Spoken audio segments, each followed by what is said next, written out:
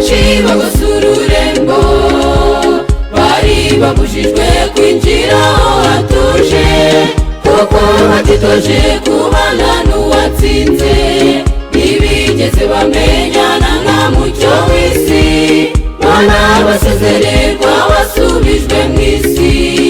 Amarira yari menshi kuri uwo munsi, nkomeza kureba mbona harimo abashehe, abapadiri bakizaga banibyaha, bihaye ububasha bw'umucunguzi utajyajya.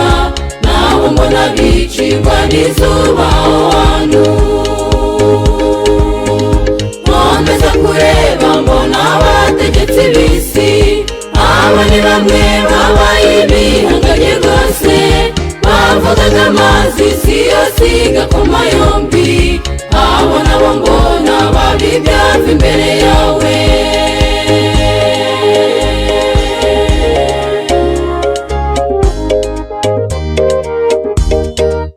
Uwo munsi uherukuza buteye ubwoba, mwabasiganirwa gusatira Siyoni, kugera n'isezerano na soko yera. Zuba ryo gukiranuka bavire rwose, musezera abo bancacuro baba mu isi. Abo banyabukana mubasigira ibyabo, nkomeza kureba mbona harimo rubanda. Abo ni bamwe babaye mu isi abatindi, mu bukene bwabo banze gukorera Imana, bayigayishije aho yari yabatuje, bahora mu maganya nk'abatagira iwabo. Abo nabo mbona bagenerwa gihenomu, nkomeza kureba mbona n'abapasitoro. Abo ni bamwe babwirizaga umugagaza, bakizaga indwara isi yose ikabakunda. Abo nabo mbona babibyava imbere yawe.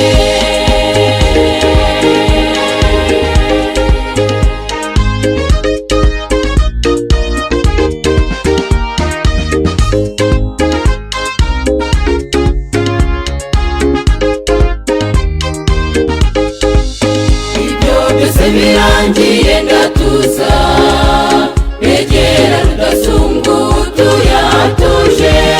Mubanza ntuje ngambwira iby'uwo munsi, anzamura mu rurembo Yerusalemu, anyereka abanesheje baramya Imana.